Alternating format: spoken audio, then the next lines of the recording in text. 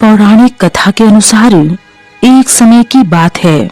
भगवान विष्णु दैत्यों के साथ 10,000 वर्षों तक युद्ध करके थक गए थे। तब वे अपने वैकुंठ धाम में गए और वहां उन्होंने अपने धनुष को जमीन पर रख दिया और पद्मासन लगाकर योग निद्रा के अधीन हो गए। गहरी निद्रा के कारण उनका सिर धनुष पर टिक गया। इसी समय देवताओं के यहाँ यज्ञ करने की योजना चल रही थी। तब देवता भगवान विष्णु से प्रार्थना करने के लिए वैकुंठ धाम गए।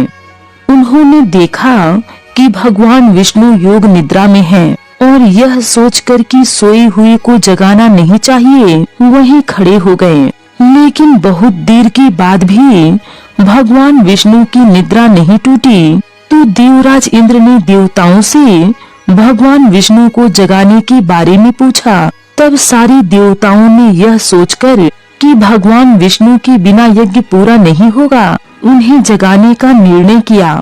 महादेव जी ने उसी समय भगवान विष्णु को जगाने के लिए एक कीट का निर्माण किया और उससे धनुष की रस्सी काटने का आदेश दिया। किंतु उस कीट ने कहा कि भगवान नारायण तो देवताओं के भी आराध्य हैं, उन्हें नींद से जगाने का घृणित कार्य मैं क्यों करूं? जब तक किसी का इसमें स्वार्थ न छिपा हो तब तक वो ऐसा कार्य नहीं करेगा।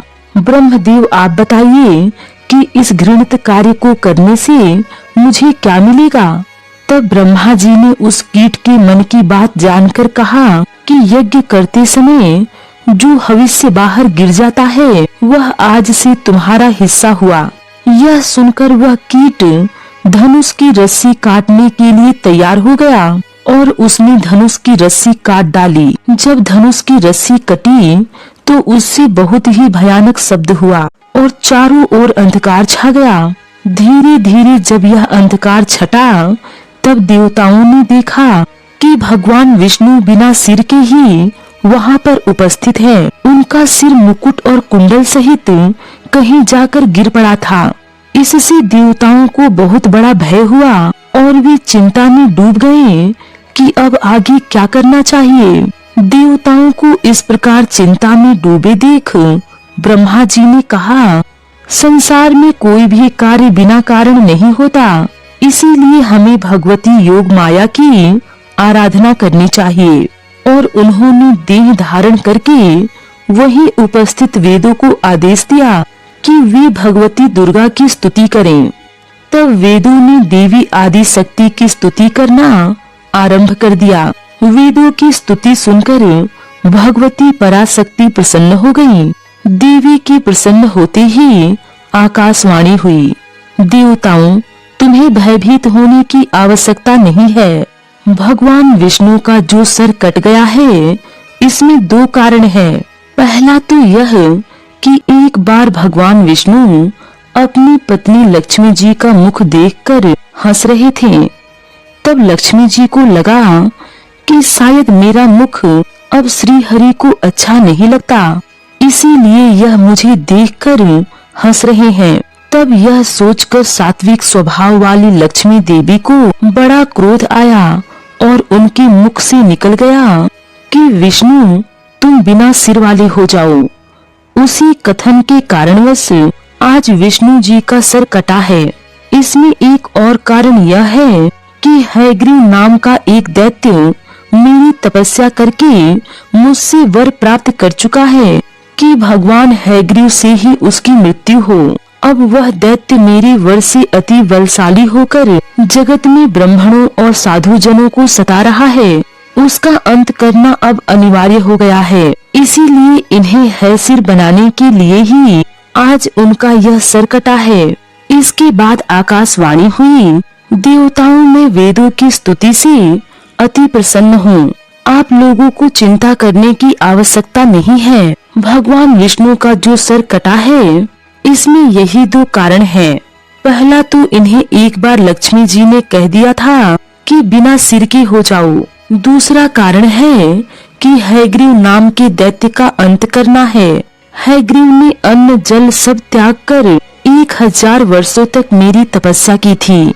उस समय इस दैत्य ने अपनी सारी इंद्रियों को अपने वश में कर लिया था और और केवल मेरे एक बीजाक्षर मंत्र का जाप करता था।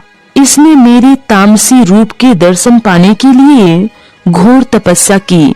तब मैं पराशक्ति ही अपने तामसी रूप से इस दैत्य के सामने प्रकट हुई थी। देवी को अपने सामने प्रकट हुए देखकर वो दैत्य अत्यंत प्रसन्न हुआ और उठकर खड़ा हो गया। वह मेरे उस रूप की परिक्रमा करने लगा और मेरी स्तुति की। मैंने उसे मनोवांछित वर मांगने के लिए कहा। तब उसने कहा कि देवी मैं अमर होना चाहता हूँ। उसकी बातें सुनकर मेरी उस तामसी शक्ति ने कहा कि हे दैत्यराज, संसार में मृत्यु सबकी होनी है, यही नियम है। इस नियम को मैं भंग नहीं करूंगी, इसीलिए आप सोच समझकर कोई वरदान मांग लीजिए। तत्पश्चात उस दैत्य ने मुझसे वर मांगा कि मेरी मृत्यु केवल भगवान हैग्रीव के द्वारा ही हो। तब मैंने उसे ऐसी ही मृत्यु प्राप्त करने का वरदान दे दिया था। इस समय वही दैत्य अपने बल के घमंड में आकर साधु जनों को पीड़ित कर रहा है।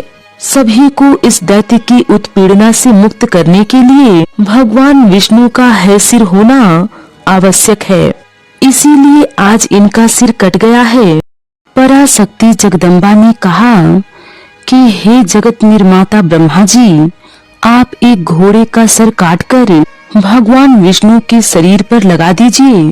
इससे उनका हैग्रीव अवतार होगा और वे उस हैग्रीव दैत्य का अंत कर देंगे। इतना कहकर देवी अंतर ध्यान हो गई। इसके बाद देवी के आदेश अनुसार ब्रह्मा जी ने अपनी तलवार से एक घोड़े का सर काटकर उसे भगवान विष्णु के शरीर पर लगा दिया और उसी क्षण भगवान विष्णु उठकर खड़े हो गए। इस तरह भगवान विष्णु का हैग्रीव अवतार हुआ। इसके बाद हैग्रीव स्वरूप भगवान विष्णु और हैग्रीव नाम के उस दैत्य में भयानक युद्ध छिड़ गया। उसको मारना इतना सरल नहीं था। भगवान विष्णु ने बहुत समय तक उसके साथ युद्ध किया। बाद में देवी जगदम्बा के वरदान अनुसार भगवान हैग्रीव के हाथों उस दैत्य का अंत हो गया।